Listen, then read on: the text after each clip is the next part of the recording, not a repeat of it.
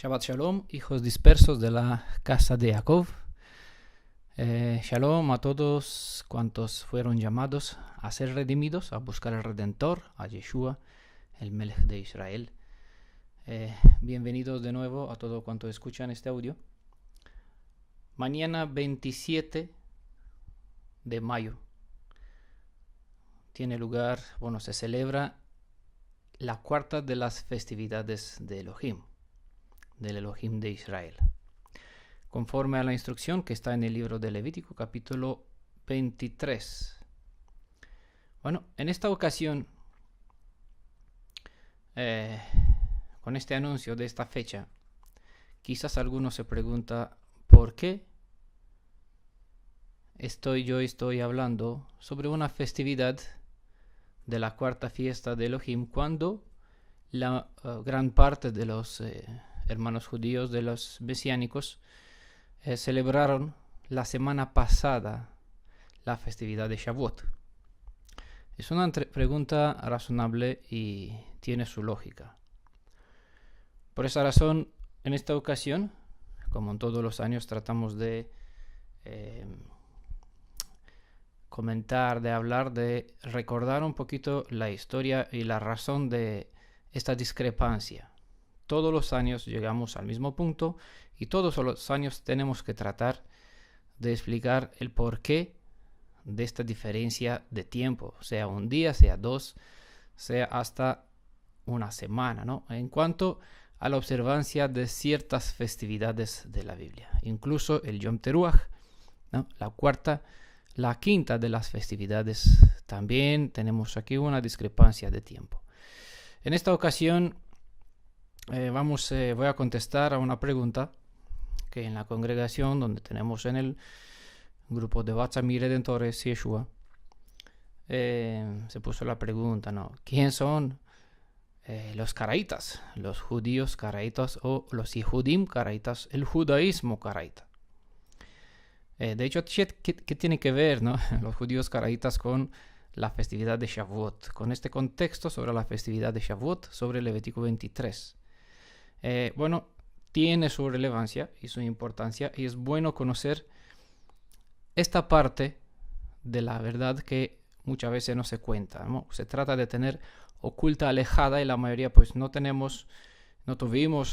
no tienen conocimiento del porqué de la diferencia que hay dentro de la religión, para decir así, del judaísmo rabínico, y otra gran parte de los judíos también, y mesiánicos también, que discrepan en cuanto, es decir, no tienen una misma fecha común para la festividad, aunque tanto uno como el otro guardan la festividad en sí misma. Voy a hablar sobre quién son los judíos caraítas para contestar a cierta pregunta y para que tengamos conocimiento, ¿no? Haciendo un poquito de historia, un poquitín, hay mucho más, cada uno puede indagar y averiguar más sobre las raíces, ¿no? Ya que raíces que se pueden remontar hasta año 200 antes de nuestra era. El judaísmo caraíta es una corriente religiosa del judaísmo, nombre que proviene del término hebreo karaít, es decir, lectores, también traducido como Bene Mikra, que significa hijos de la escritura. Los caraítas reconocen al Tanaj como la única máxima autoridad en oposición a los Benei Mishnah, es decir, los hijos de la tradición.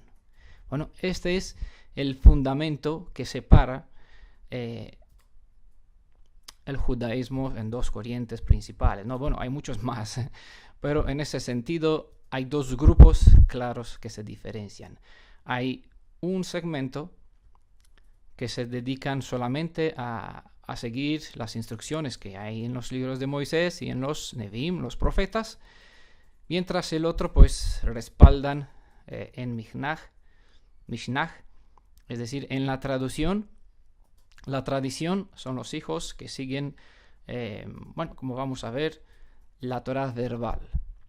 En la diáspora en Babilonia aparecieron ciertos corrientes de creencia entre los hebreos. Estamos hablando de un origen que se remonta ya mucho antes de nuestra era común, 2300-500 años antes. La creencia original principal del pueblo de Israel, del pueblo hebreo, era que Elohim había dado toda la Torah a través, escrita en primer lugar, a través de Moisés. ¿Vale? La Torah es la instrucción, mandamientos, ordenanzas que el Elohim de Israel entregó por medio de Moisés al pueblo de Israel. No es la Torah de Moisés. No por nada Moisés escribió delante de su nombre en hebreo, cosa que no se traduce et Moisés, porque no fue el Moisés el que escribió la Torah, sino fue el et que usó a Moisés como medio a través de cual se envió una palabra, la base de la constitución de la nación hebrea a esta nueva nación Israel, ¿no? Que se formó una vez fue librada de la tierra de Egipto. Así, en Malaquías, el Tanaj se acaba con el libro de Malaquías, capítulo 4, donde se nos recuerda: acuérdate de la ley, instrucción, ordenanza que entregué por medio de mi servidor Moisés a todo el pueblo de Israel. No a los judíos, es decir, no solamente a los descendientes del patriarca de Judá, sino a Israel, es decir, a la suma de los 12 tribus, a la totalidad de los descendientes de Jacob, nuestro padre.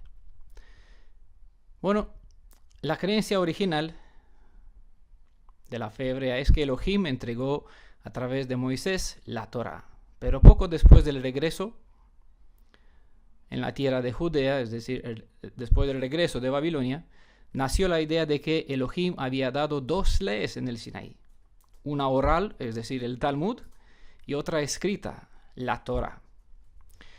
Torá, el nombre que significa literalmente maestro, instructor, y tiene la raíz de una flecha que apunta al blanco, ¿no? Es allá donde tenemos el fundamento de este libro que Moisés escribió, no los 5 libros, sino que entre los 5 libros está ya dividido, esparcido el libro que Moisés escribió en la cima del monte delante de Elohim. Lo puso por escrito. Este libro, recordamos que Moisés lo sentó delante del arca de la alianza para que sea como testigo en contra de nosotros, ya que en el futuro ya fue dicho que el pueblo va a transgredir, va a romper la alianza por transgredir la Torah. Bien, está revelado la historia del futuro ya desde el libro 26 del libro del Levítico capítulo 26, ¿no? Este capítulo nos llega hasta nosotros, cuando hoy por misericordia Elohim no solamente que restauró la alianza que hemos roto, que nuestros padres han roto a causa de la transgresión de la Torah, transgredieron las instrucciones de la Torah, por lo tanto rompieron la alianza, dejaron de ser hijos. Lo a mí, no pueblo, ya no serás más mi pueblo, como está escrito en el libro de Oseas. Hasta que él dijo: no por ti, no porque mereces, porque blasfemaste mi nombre entre las naciones, y diste de vergüenza, hiciste de vergüenza mi nombre entre las naciones. No por ustedes, sino por mi nombre que ustedes lo blasfemaron entre las naciones. Os sacaré, os traeré de regreso, les purificaré, los restauraré en la tierra que he prometido a Abraham, a vuestro padre, como herencia perpetua, descendencia. De hecho, es una promesa, la tierra de Canaán, desde los días de Noé. Si recuerdan bien la profecía, tu hijo, cuando maldijo a Canaán, tu hijo será el siervo de los demás, reinarán sobre ellos. Es así que desde los días de Noé, la tierra de Canaán fue prometida a la descendencia de Abraham. Y esta profecía, esta promesa sigue todavía vigente. Además, que esta promesa de la tierra prometida que nos incumbe a nuestra generación es desde el río Éufrates hasta el río Nilo. Esa es la tierra que nos pertenece, según las escrituras, según lo que el Elohim de Israel, cuando dividió la tierra, asignó, reservó esta parte de tierra para su pueblo, dejando a todos los demás a adorar, en las manos de otros Elohim ajenos, ¿no? Para que adoren el ejército de los cielos o el ejército de los ángeles, de los demonios, de los servidores del mal caídos. Bueno, esa es la raíz de la diferencia, la discrepancia entre en esta senda del ismo, del judaísmo, ya que una parte se aferró al Talmud, una enseñanza oral, dicha oral, y otra parte a las escrituras, es decir, a la Torá que Moisés escribió. En el siglo IX, en nuestra era, los que negaron la autoridad rabínica, que se aferraban solamente a la autoridad de las escrituras, comenzaron a ser denominados como Karaim, es decir, los de las escrituras, en referencia a la lectura exclusiva de la Torá. Y varios de los grupos heteroortodoxos preexistentes se unieron al movimiento heterodoxos, mejor dicho, preexistentes se unieron en aquel tiempo se unieron al movimiento de los Karaim. El karaísmo surge con la unión de varios movimientos antitalmúdicos, pero su origen exacta no hay una referencia, una historia clara de donde se puede dar inicio al movimiento caraíta. El karaísmo surge con la unión de varios movimientos antitalmúdicos, ¿vale? Las primeras evidencias del surgimiento del karaísmo son obras litúrgicas y canciones que datan desde los años 348, en 359 y en 437.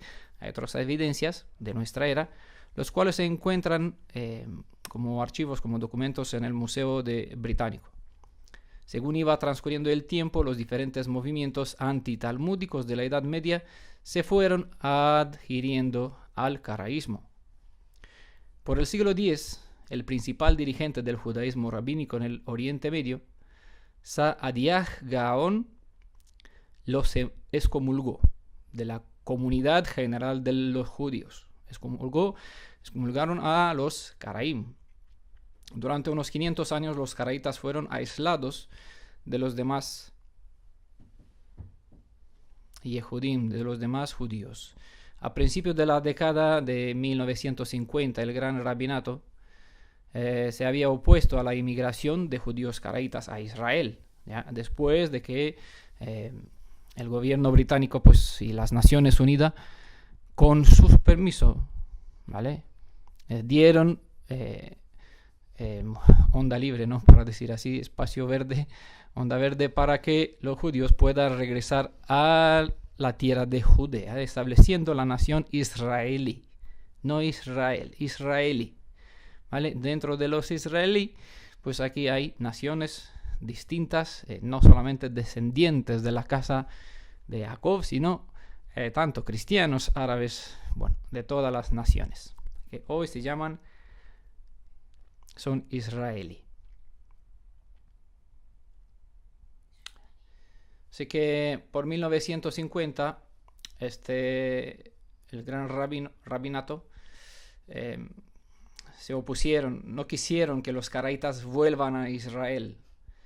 No tuvieron esta intención y deseo de dejar que también los judíos caraítas puedan regresar a su tierra. Pero no pudo obstruir este regreso, este derecho. Sin embargo, en 2007, Rabbi David Haim Cheleuke, si pronuncio bien su nombre, el rabino en jefe, que era jefe de Natayana, fue citado en el periódico The Jerusalem Post, donde está escrito: un caraíta es un judío.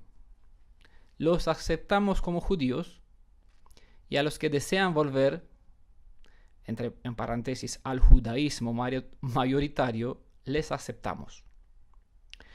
Hubo una duda de que los caraítas tendrían que pasar por una circuncisión virtual para pasarse al judaísmo rabínico, pero el rabinato está de acuerdo en que hoy día eso no es necesario. Bueno, este fue un citado del año 2007 de The Jerusalem Post, donde el Rabbi David Haim, el rabino jefe en aquel tiempo, pues dio un permiso a los judíos caraítas. Bueno, los reconoció como parte del judaísmo. Hoy aproximadamente 25.000 caraítas viven en Jerusalén, en Israel. Bueno, los caraítas consideran sagradas las escrituras hebreas, pero no las tradiciones orales, a diferencia de los rabinos. También los caraítas rechazan la forma del judaísmo más practicada hoy día, que en sus tres corrientes mayores se guía por el Talmud. También los caraítas creen que los talmudistas adulteran el verdadero mensaje de las escrituras hebreas, agregando las enseñanzas de los rabinos que se encuentran en el Talmud, ya que los talmudistas dan por sentado uno de estas tres cosas o todas. Primero, el Talmud es la única interpretación de la Mikra, es decir, la Biblia hebrea. Segundo, el contenido del Talmud es de origen divino y no, por lo tanto, su contenido es totalmente cierto, ¿vale? Estos son lo que afirman, lo que aceptan los principales corrientes talmúdicas, uno de esos 3 puntos o los 3. Y por tercero, que fue revelada oralmente, que el Talmud fue la enseñanza verbal, ¿no?, de la Torah verbal, entre comillas, fue revelada oralmente a Moshe en el desierto y que fue pasado de generación en generación. Son los 3 puntos que determinó este corriente después del regreso de Babilonia, bueno, que se engendró en Babilonia, de hecho, que hoy dio lugar a lo que nosotros conocemos el judaísmo tradicional rabínico, respaldado en la base del Talmud, o mejor dicho, Mikra, una interpretación sobre la Biblia hebrea. El concepto en contraoposición, tras este escenario, los caraítas se fundamentan en el mandato que tenemos en Deuteronomio capítulo 4, versículo 2. No añadiréis a la palabra que yo os mando, ni disminuiréis de ella, para que guardéis los mandamientos de Yehaya Vejové, ¿no? Son los 4 formas del tiempo que salen dentro de las 4 consonantes, Yod Hei Vav Hei, ¿no? Para que guardéis los mandamientos de vuestro Elohim, de Hashem, vuestro Elohim, que yo os ordeno. No añadiréis a la palabra que yo os mando, ni disminuiréis, ¿no?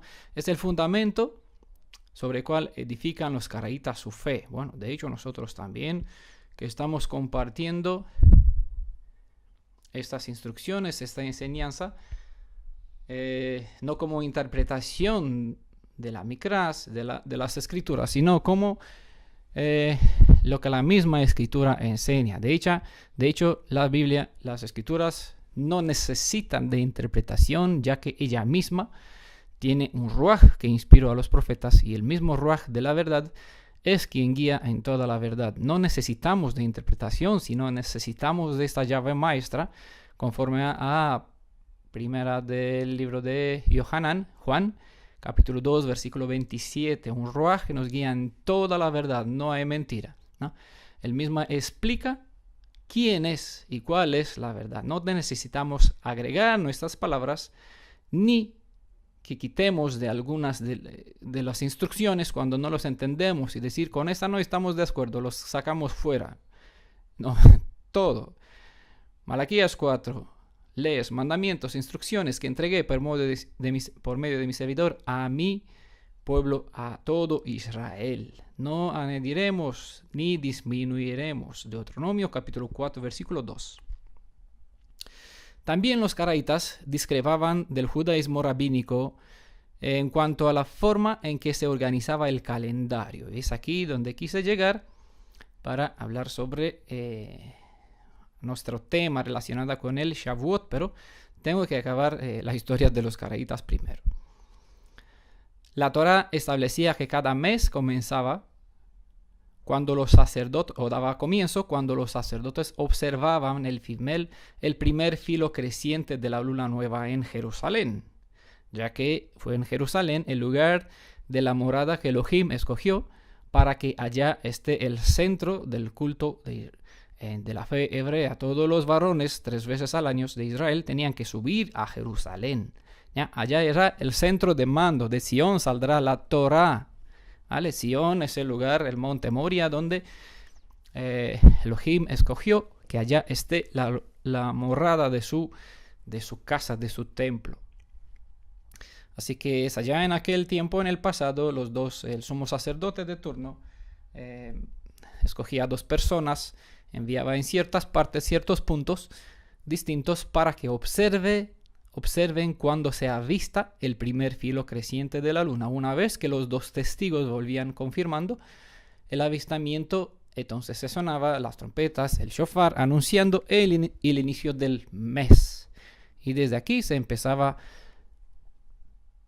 la cuenta según los números de días dentro de un mes.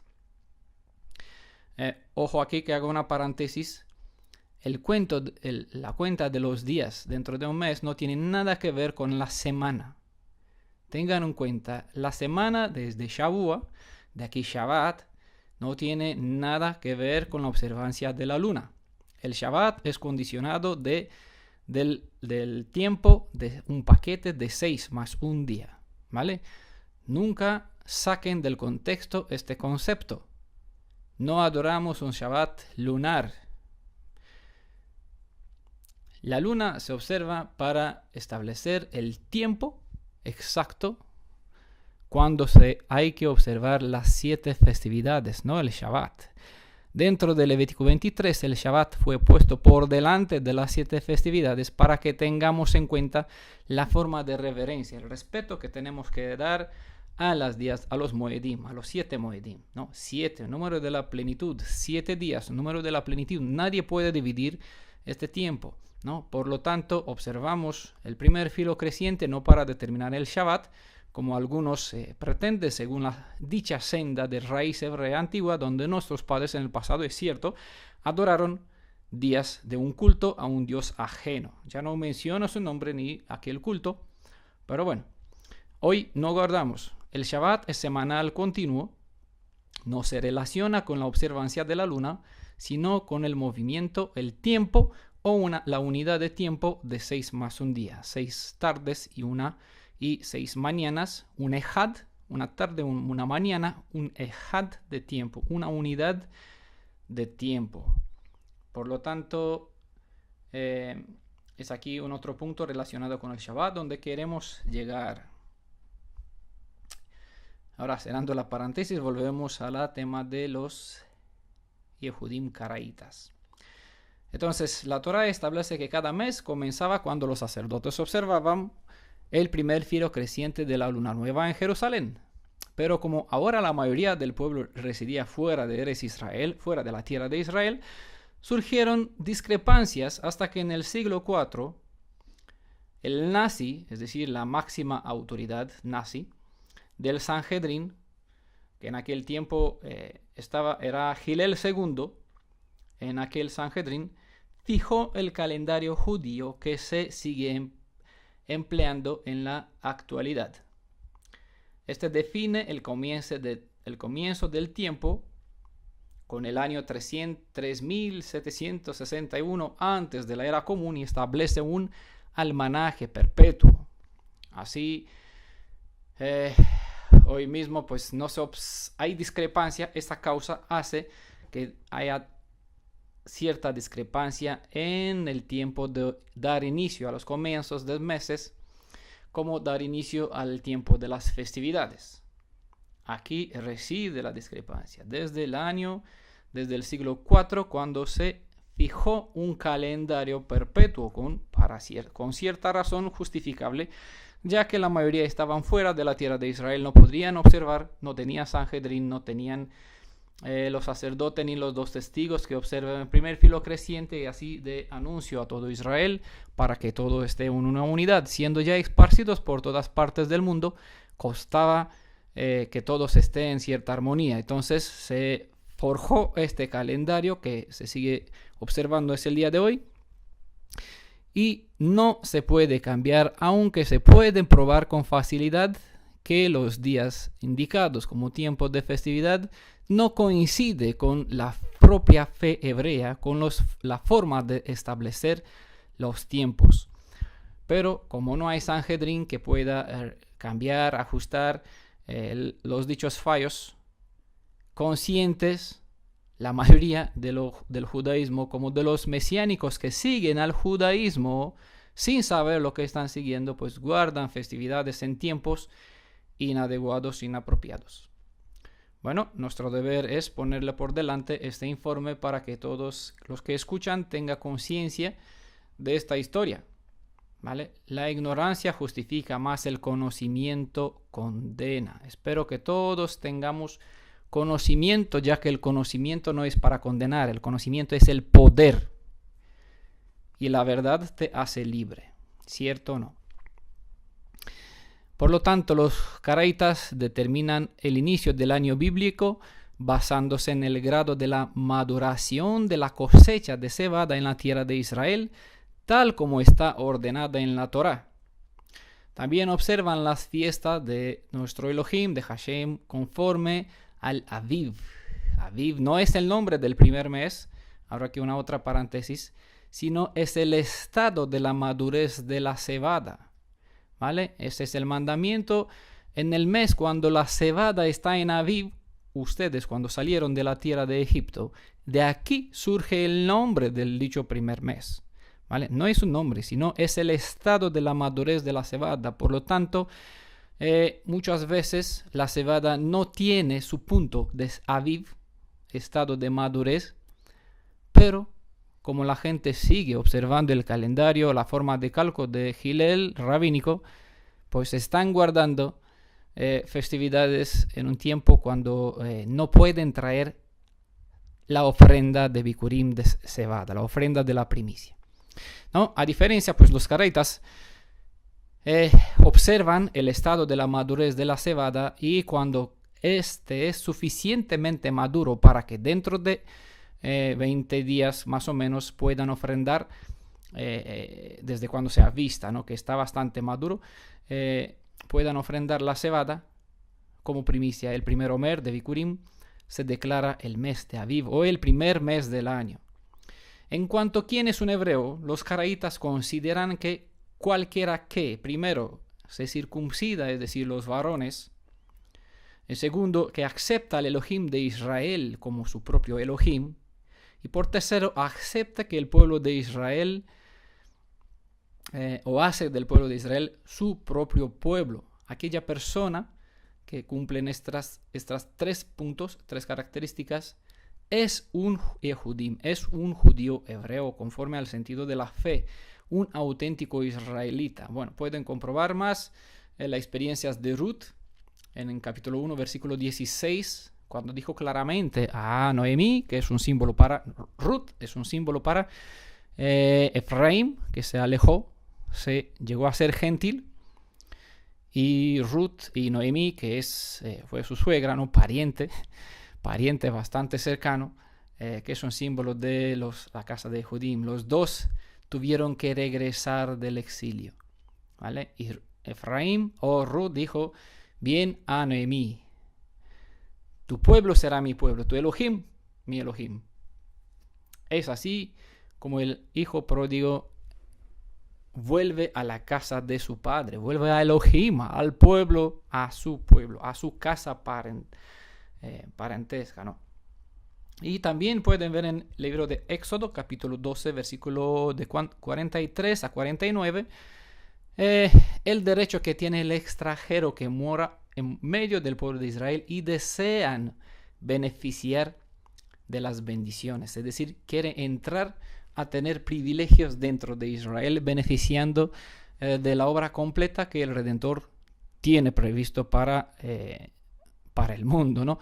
A través de este pueblo donde dejó que sea luz para las naciones, hasta que va a restaurar la imagen y semejanza. Pues aquí ciertas características pues tiene que aferrarse ya en ese sentido será considerado como uno nacido en casa, no un ajeno, no un extranjero. La ley será igual para los dos, para el ajeno, para el que vive, para el nativo de la casa. El ajeno que se aferra, conforme hemos visto, a las condiciones establecidas. Será como uno nacido en casa. Más detalles está en un PDF llamado El derecho a la redención, la identidad hebrea, el derecho del goim, es decir, del extranjero, del ajeno. Les recomiendo de todo corazón, este PDF es una maravilla. Tendrán un fundamento, porque ya saben, todo el converso al judaísmo, toda la persona que consideran que la verdad está en el judaísmo van allá, pero el judío nunca jamás lo va a considerar como uno de ellos, sino como un converso. Y así quedará. Los samaritanos, ya conocen la historia en el Brit, fueron convertidos al judaísmo por el año 125 más o menos antes de nuestra era, antes de Yeshua. Pero en los días de Yeshua no los consideraba. Incluso a Pedro dice, tu acento te delata, no eres de los nuestros, tú eres de Galilea, de las naciones, conversos, pero no de los nuestros. Tengan en cuenta este detalle. No es esa la obra del Redentor, no es esa la voluntad de Elohim. Él dijo claramente, Éxodo capítulo 12 y muchos otros, pueden ver el PDF que les recomendé antes, el que se aferra, el ajeno, que se aferra al Elohim de Israel, llega a ser considerado como uno nacido en casa, un hijo con derechos plenos. Bueno, en cuanto al concepto de la interpretación de las escrituras, desde un punto de vista caraíta, una interpretación válida debe encajar con el significado llano del texto y debe ser acorde con las reglas de gramática y el contexto del pasaje. ¿Vale? Una interpretación válida de la escritura debe encajar con el significado llano del texto y debe ser acorde a las reglas de gramática, es decir, al propio idioma hebreo. Y el contexto de la instrucción del pasaje, es decir, tiene que estar respaldado y edificado sobre las enseñanzas generales de todos los autores de las escrituras. Bueno, ese es el fundamento sobre el cual edifica el judaísmo caraíta. No voy a decir que todos los puntos están correctos, ¿no? Yo traté de rescatar los puntos comunes que une mi fe con la fe del judaísmo caraíta, con esos valores que se aferran a las escrituras en oposición con las interpretaciones. Espero que comprendan eso. Yo no voy a sacar aquí que todo lo que comparten el judaísmo caraíta es correcto. De hecho, ellos descartan a Yeshua, no creen en él. Por lo tanto, comprendan. Yo soy un creyente en Yeshua, que Yeshua es nuestro Redentor, es nuestro Elohim de Israel, mucho más en su propia identidad. Él es el Aleph Tav. Su sello está desde la fundación del mundo, desde Génesis, incluso como firma del creador, del autor del ser humano, ¿no? Del que hizo al ser humano. Bueno, por aquí se necesita, yo voy a sembrar ciertas semillas sobre el código Yeshua Shemi, ¿no? Que Yeshua es mi nombre, y sobre el código de las escrituras. Bueno, en otras ocasiones quizás vamos a hablar más sobre la identidad del nombre del Elohim de Israel, el Redentor, que es Yeshua, y bueno, sobre la obra de restauración, tanto de la nación hebrea como de la identidad del ser humano que Adán perdió desde el principio, ¿no? Aquí es la relación con el Padre de Yeshua que hemos perdido todos nosotros. Bueno, volviendo, por el año 767 vivía un señor que se llamaba Hanán ben David, hijo de David, que era un aspirante al liderazgo judío. Hanán ben David fue un líder político que convenció a las autoridades musulmanas de que no permitieran a los rabanitas, a la línea de los rabinos, continuar, bueno, de los rabinos de hoy, de hecho, son los fariseos del pasado, la misma línea que siguieron. Cuando hoy piensan la línea de los rabanitas o los rabinos, piensen en la descendencia de los fariseos. Es lo que hizo este líder, este judío. Insistió por el dirigente musulmán de el califato de aquella época, que no permitieran que los rabanitas continúen persiguiendo a los judíos que creían en la exclusiva autoridad del Tanaj, es decir, descartaban el Talmud. Hanán postuló el regreso al sistema del cálculo de la Torá, en cuanto a observancia del calendario, pues, según él, no podía modificarse lo que en ella había sido estipulado directamente por Elohim, ¿no? ¿Y qué estipuló Elohim? Pues tenemos, obviamente, en las escrituras no dice 2 testigos tiene que ver la luna, pero sí, Elohim estipuló para la cuarta festividad, la tercera festividad, tiene que estar la cebada madura. Entonces aquí vamos a la cultura y vemos en la historia cuando los 2 testigos tenían que avisar el primer filo creciente, y este filo creciente del primer mes del calendario hebreo se decretaba el primer mes en el momento cuando la cebada estaba en Aviv, ¿vale? El nombre babilónico del mes de Aviv es Nisan. Pero nosotros tenemos, según el sentido hebreo, la palabra Aviv, el estado de la madurez de la cebada. A partir de este punto, la controversia se extendió a más y más aspectos de la halaja, es decir, la ley judía. Bueno, de aquí ya otros asuntos en aquella época, cosas que no nos incumbe a nosotros, que hicieron diferencia y se separaron. Algunos puntos lo mencionamos antes. Y esta controversia llegó hasta que se convirtió en todo un cuerpo doctrinario que Anán puso por escrito en su obra principal, Sefer HaMitzvot, es decir, el libro de los preceptos, de las instrucciones, mitzvot, de las enseñanzas. Sola la palabra divina registrada podía usarse para deducir las leyes. Eran el fundamento principal, aunque estas no estuvieran claramente explicadas en la Torá, y cada quien era libre de interpretarla. Bueno, ya sabe que dentro del judaísmo uno no puede abrir su propia línea de interpretación, tiene que aferrarse, tiene que adherir a una de las corrientes de las líneas ya establecidas. Si uno quiere entrar en el judaísmo, por ejemplo, tiene que aferrarse a las enseñanzas que nos viene por medio de Maimónides o Rambam, según otros.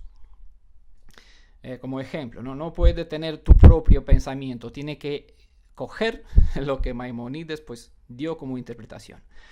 En cambio, pues los caraítas, cada uno puede entenderla, tiene derecho para hacer que la escritura esté suya, siempre y cuando no se pasa en la multitud de los consejeros se gana una batalla al final, ¿no? Por lo tanto, las opiniones diferentes nos hacen enfocar ciertos aspectos de una misma verdad. Por lo tanto, estamos mejor edificados que solamente coger un sentido y decir, esa es toda la verdad.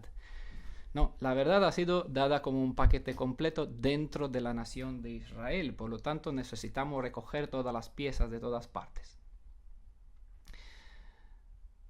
Poco tiempo luego de la muerte de Anán, sus seguidores se fusionaron con otros grupos antitalmúdicos y tomaron el nombre de seguidores de la Biblia, o en hebreo Benei Mikra, como mencioné antes. Más tarde Benei Mikra se abrevió a Karaim, o en castellano Caraítas. De aquí, fue una breve historia, casi una media hora, sobre la historia de los hermanos Yehudim Caraítas, o los judíos caraítas.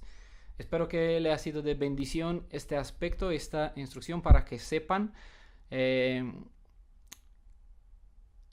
para que conozcan, tengan conocimiento de este lado de hermanos que tenemos, que descartan las instrucciones talmúdicas, las tradiciones, la forma de culto, la forma de ponerse rituales. De hecho, somos muy, muy parecidos, ya que los Karaim, pues su forma de estudiar, su forma de orar están de rodillas. Somos más semejantes a ellos porque aquí uno se arrodilla delante de Elohim en el suelo, aquí arrodillando, orando a Elohim, ¿no? De rodillas. Así también estudiar. Cuando están en una congregación, tienen formas distintas, pues no usan los rituales ni la práctica que no están en las escrituras, como enrollarse, muchas otras tradiciones prácticas que no tienen un respaldo en las escrituras. En ese sentido, pues estamos más semejantes a ellos, a los hermanos judíos caraítas. Ahora, volviendo al tema de las fiestas de Shavuot, recordemos un punto clave. Ya hemos mencionado cómo se observaba el calendario antes. Otro aspecto que diferencia la tradición que fue establecida por medio del rabinato del Sanhedrin por Hillel, fue la observancia del día de Bikurim. ¿Qué tiene que ver el Bikurim con Shavuot? Son dos cosas, dos festividades distintas, pero relacionadas en cuanto a la forma de contar, ya que Shavuot depende del día cuando se da inicio al día de Bikurim. No es casualidad, Elohim no hace nada a la ligera, todo tiene un propósito, al azar, tiene un plan bien desarrollado, no solamente un plan profético, ya que tenemos un fundamento aquí, más allá de la letra, hay una enseñanza que nos quiere transmitir algo más en el sentido del plan profético que no tenemos, es decir, las fiestas nos revelan el plan profético de la redención. Aquí nos incumbe a nosotros, nos revela sobre nuestra parte, nuestra postura, nuestro estado, situación, lo que fuimos, lo que somos, lo que tenemos que ser y lo que el Redentor vino, hizo y hará también, ¿no? Todas estas cosas están reveladas en detalles dentro de estas 7 festividades que para muchos solamente lo ven como ritual, traducción de los judíos, no. Estas no fueron dadas a los judíos, fueron dadas al pueblo de Israel. Estas son los mandamientos e instrucciones que hay que dar a Israel. Lean bien el versículo 1 del libro de Levítico capítulo 23. Son las festividades de Jehová, Yehaya Vejové, del Elohim de Israel, ¿no? Yod-Hei Vav-Hei, Hashem Adonai, como prefieren leer las 4 consonantes. El Elohim de Israel entregó estas leyes, instrucciones, como plan profético a toda descendencia de Israel. Por lo tanto, recordamos, el primer mes se da inicio en la temporada cuando la cebada está en Aviv. En este año, la cebada fue avistada en Aviv, en la tierra de Israel, en Jerusalén, en el mes de marzo. Por lo tanto, se dio inicio a observarse el primer filo creciente de la luna, y este día el primer filo creciente de la luna fue avistado en Jerusalén por los testigos que ya hemos mencionado en mi cuenta de Facebook, en el grupo de WhatsApp también, y por internet ya tenemos bien claro este asunto. En el día 18 de marzo, a la puesta de sol, sobre las horas 16, 20, 18, 20 y tanto, 27 y media, ¿no? Por aquí más o menos. Por lo tanto, desde aquí seguimos las instrucciones de las escrituras. Hemos observado que el estado de la madurez de la cebada, entonces hemos visto que ya durante 20 días más tarde, desde que se ha visto el primer filo creciente, la cebada está suficientemente madura para que se pueda ofrendar como grano tostado, no grano nuevo, a Elohim en la tercera de las festividades. Por lo tanto, en este mes, a partir del 18 de marzo gregoriano, se cuenta el día 10 de este mes, desde el 18, 10 días más tarde, fue el momento cuando se escogió el cordero. El día 14, el momento del día de Pesaj, entre las 2 tardes, es decir, a 3 de la tarde, cuando tenía que sacrificarse el cordero de Pesaj. El día de 15, desde el 18 de marzo, ¿no? Desde cuando se ha visto el primer filo creciente, el día 15 fue el día de Yahamazdot, de la segunda festividad, desde panes sin levadura, duró 7 días, acabando con un Shabbat también, ¿no? Ahora, aquí hay una discrepancia que nos hace guardar un tiempo diferente en cada año. Entre nosotros que observamos, que somos los Benei Mikra, es decir, los que observamos las escrituras, y los que observan la tradición talmúdica. Pues el judaísmo rabínico consideran que el día después del Shabbat no se refiere al Shabbat semanal continuo, ¿no? Es decir, hoy es día de Shabbat. Por lo tanto, según la instrucción de la Biblia, para la tercera de las festividades de Elohim, el tercer Moedim de Bikurim, tiene que tener lugar el día después del Shabbat. Por lo tanto, siempre es el día, primer día de la semana, que el día después del Shabbat inicia el primer día de la semana, como sea domingo, ¿no? En el calendario gregoriano. Ese es nuestro punto de vista, pero del punto de vista de los rabanitas, de los rabinos, consideran que el día después del Shabbat no se refiere al Shabbat semanal continuo, sino se refiere al Shabbatón. Es decir, considera el día 16, desde cuando se avista el primer filo creciente, desde cuando se da declaración del Rosh Hodesh, ¿no?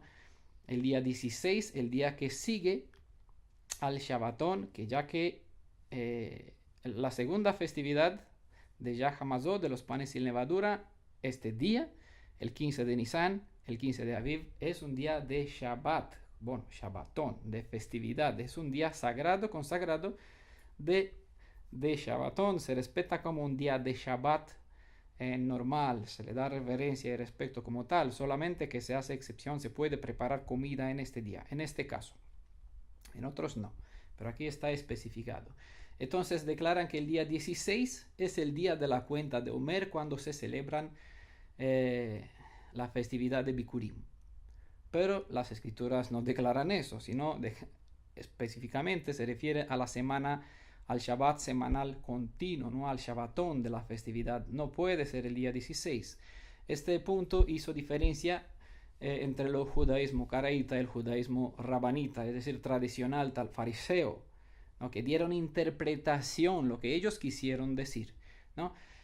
Esta discrepancia, esta diferencia nos hace hoy mismo celebrar mañana Shabbat, ¿no? El primer día de la semana nos hace celebrar la festividad de Shavuot.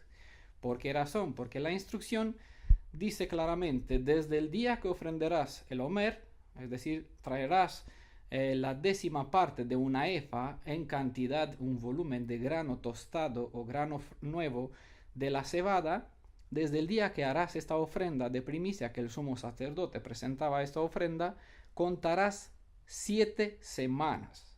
¿No? 7 semanas por 7 días son 49 días. El día después, es decir, como sea, mañana, el día 50, mañana se cumple, día 27 de mayo, se cumplen 50 días desde la que presentamos, celebramos un día la tercera festividad, la Bikurim, la festividad de la primicia, ¿no? Por lo tanto, 50 días más tarde se cumplen mañana, 50 días son justo de domingo a domingo, 7 semanas completas. Por esa razón no se puede dividir el tiempo, no se puede guardar un Shabbat lunar, porque 7 semanas completas es un tiempo completo, indivisible, no se puede separar en días, en unidades de tiempo, Shavuot es un total, semana, un paquete.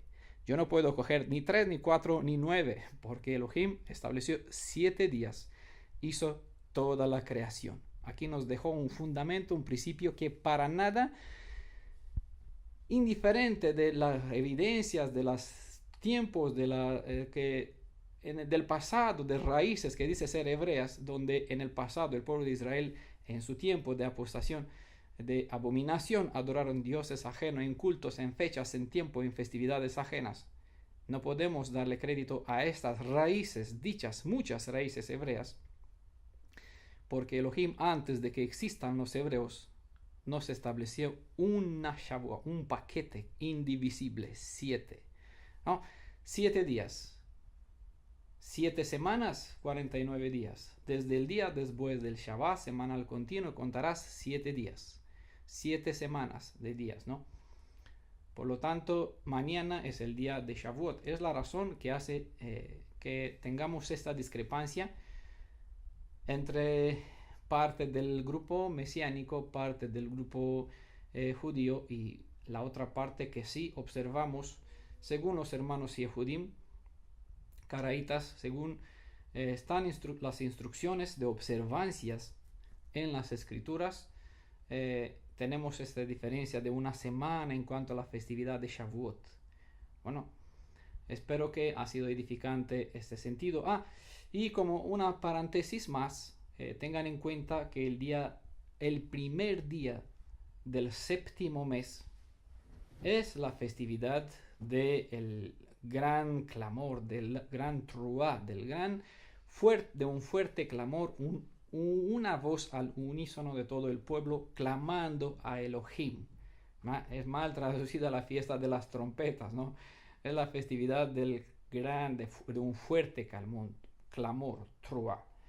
Eh, a diferencia de lo que las escrituras indican claramente, de hecho no las escrituras, que uno puede decir, los autores, los hebreos, bueno, aquí historia pasada. No, aquí fue el Elohim, el creador, el Aleph Tav, quien dijo, en el primer día del séptimo mes, es decir, en el día cuando se avista el primer filo creciente de la luna del mes séptimo, este mismo día es un día consagrado de santa convocación, no harás trabajo alguno de siervo. Es la festividad de Yom Teruah, ¿no? Pero ¿qué es lo que nos dice el rabinato? Los judíos rabínicos, pues es el día de Rosh Hashanah.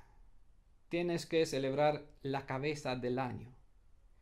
No, eso lo celebraba en Babilonia, lo celebraban los caldeos. No lo manda Elohim. Por lo tanto, ellos cambian igual en ese sentido y desplazan en otra fecha cuando Elohim dijo precisamente, bueno, ¿qué es pecado? Transgresión de la Torah. ¿Qué es pecado? Si la Torah tiene raíz, flecha que apunta al blanco, pecado en su raíz tiene el sentido fallar el blanco. Yo no quiero instigar a nadie que se ponga en contra de los judíos, del judaísmo. Yo espero que todos tengan el deseo de buscar y hallar la verdad, porque la verdad es el poder y la verdad os hace libre. Los une al Elohim de Israel. Les hace poner una base sobre el fundamento de la fe. Tienen que entender que de Sion saldrá la Torah, no de Jerusalén, no del sionismo, no del Benjamín Netanyahu, no de algún rabino. No, en Sion es el monte de Elohim, es el monte de Elohim de donde el Elohim de Israel clama a los suyos, silba entre las naciones, y los que escuchan sus hijos vuelven a él corriendo como las palomas al palomero, como está escrito en las profecías de la Torah, del Tanaj. Es a él a quien tenemos que venir. Sí, de los judíos sale la salvación, pero ¿quién es la salvación? No es que los judíos tienen la salvación. La cita, ojo cuando leen la Biblia, cómo interpretan. Por eso no somos hijos de las escrituras, tratando no de interpretarla, sino de tomarla como está. Desde Sion saldrá la Torah. ¿Quién es la Torah? ¿Quién es este Yehudim? Porque la Torah viene de los judíos, la salvación viene de los judíos. No, la salvación la tienen los judíos. No, hermanos, los que me escuchan, los judíos, los Yehudim, necesitan también de la salvación. La salvación que salió de los judíos. La salvación tiene la raíz Yesha, de donde se le agregó a Yod Shin, Ain, esas tres consonantes, las Salvador, salvación, socorro, amparo. Se le agregó la palabra, una letra que significa estaca, para saber en quién hay que poner el ojo. Porque aquí se agregó el Vav, Yod Shin Vav Ain. Le pondrás por nombre Yod Shin Vav Ain, es decir, Yeshua, porque él dará la Yesha, la salvación, a su pueblo. Es Yeshua el Salvador. Es Yeshua la salvación que nos viene de la casa de los Yehudim, porque por línea del padre de Miriam, su madre, Yeshua es descendiente de la casa de Judá, descendiente por Natán, por la ley del levirato, por Salomón, hijo de David, Natán también hijo de David, ¿vale? Y por la línea de la madre de Miriam, descendiente de la casa de Leví, del sumo sacerdote, ya que su prima Miriam, la prima de Miriam, Elisabetta, era casada con un sumo sacerdote. Conocen bien la ley de la Torah, así conocen la ley de la Torah Un sacerdote no podría casarse con una chica que no era descendiente de la tribu de Leví. No podría casarse con una descendiente de la tribu de Isahar, ¿no? Ni de Gad, ni de Asher, ni de Manasés, de Judá, de nadie, sino de la tribu de Leví. Por lo tanto, ya saben por qué Miriam en su linaje materna desciende de la casa de Aarón, del sumo sacerdote. No cualquier levita podía ser sumo sacerdote. Bueno, ya sabiendo eso, ¿saben quién es este judío? Que es parte de los judíos. Aquí nosotros tenemos que aferrar a un judío, los 10 varones. Se aferrará a su, y vamos con ustedes, se aferrarán a Yeshua, que es de la casa de Judá. Y vamos todos juntos con ellos, porque juntos con ellos, tantos nosotros, los 10 del reino del norte de Efraín, necesitamos. Haz un palo, escribe el nombre de Efraín, y haz otro que escriba el nombre de Judá. Hazlo una en tu mano, porque es así. Ezequiel 37. Las dos casas necesitan volver en las manos clavados del que tiene la salvación. Yo soy tu único salvador, fuera de mí no hay otro. Por lo tanto, es al Elohim de Israel a quien tanto Judá como Efraín necesitan regresar.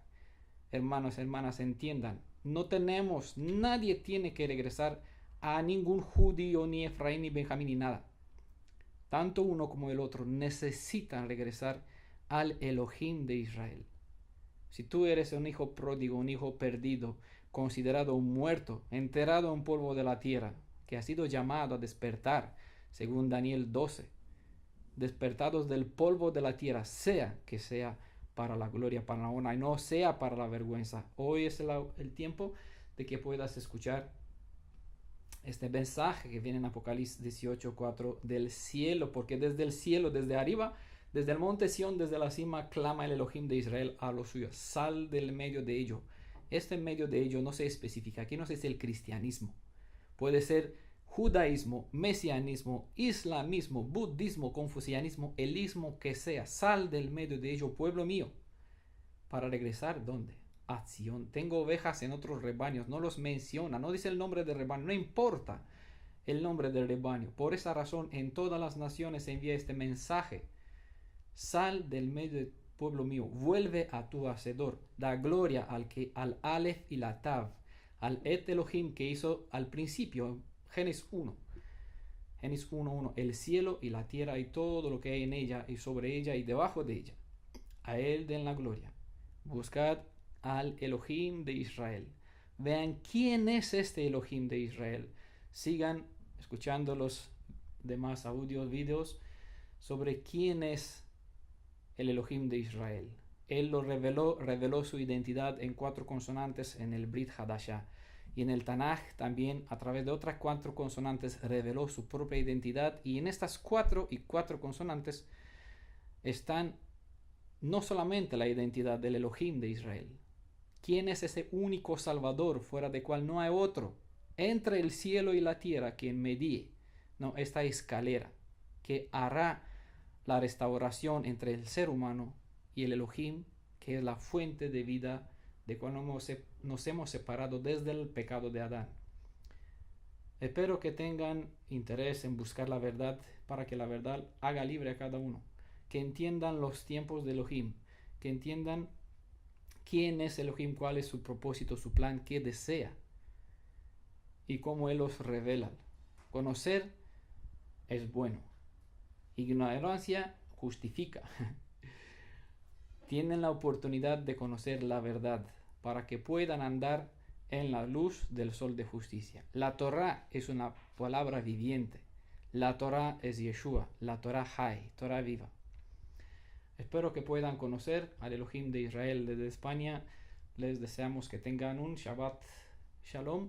Hoy día una buena festividad de Shavuot para el día de mañana. Ya Hamatzot también fue otra festividad. Pesach, la otra festividad. Bikurim.